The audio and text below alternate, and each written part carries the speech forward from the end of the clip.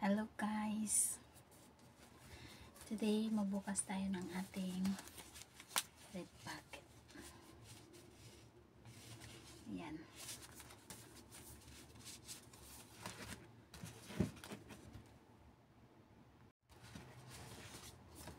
Ayan guys, mag-umpisa na tayo magbukas ng ating sobre. Ayan, unang bukas, $20.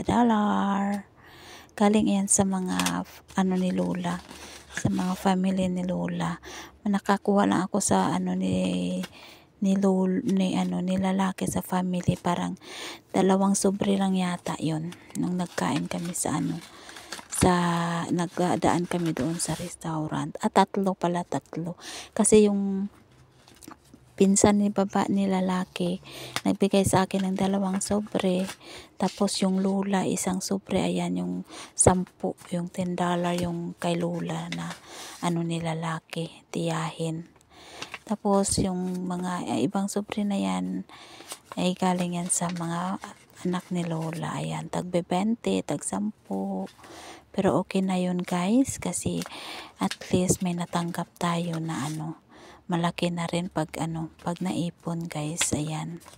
O, tingnan nyo guys, tagbe 20. Ayan, ito yung mga yung mga malalaking sobre, mahahaba. Ay, ito guys, galing ito kay kay babae, 2 500 sa 1 sobre. Ayan guys, 1,000 siya guys. O diba, swerte natin ngayon, naka 1,000 tayo. Ayan, yung ibang sobre na yan guys, kay babae at kay Lola yan. 3 dyan, yung kay babae, 3 sobre. Ayan, laman is yung tagwa 100. Ayan, yan galing pa rin yan kay babae, yung 100. Tapos yan galing yan kay Lola. Ayan, $100 din yung kay Lola na binigay sa akin. O diba guys, naipon din lahat, ang dami niya guys. O diba, o naka 1,550 ako guys.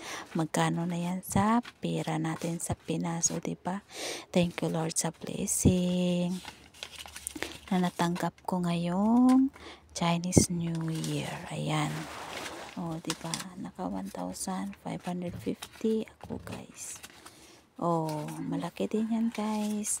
Umabot din yan ng mga 11,000. O diba, isang araw lang yan guys, 11,000 na ayan guys, naka 1,550 ako. Ayan, thank you so much Lord sa blessing.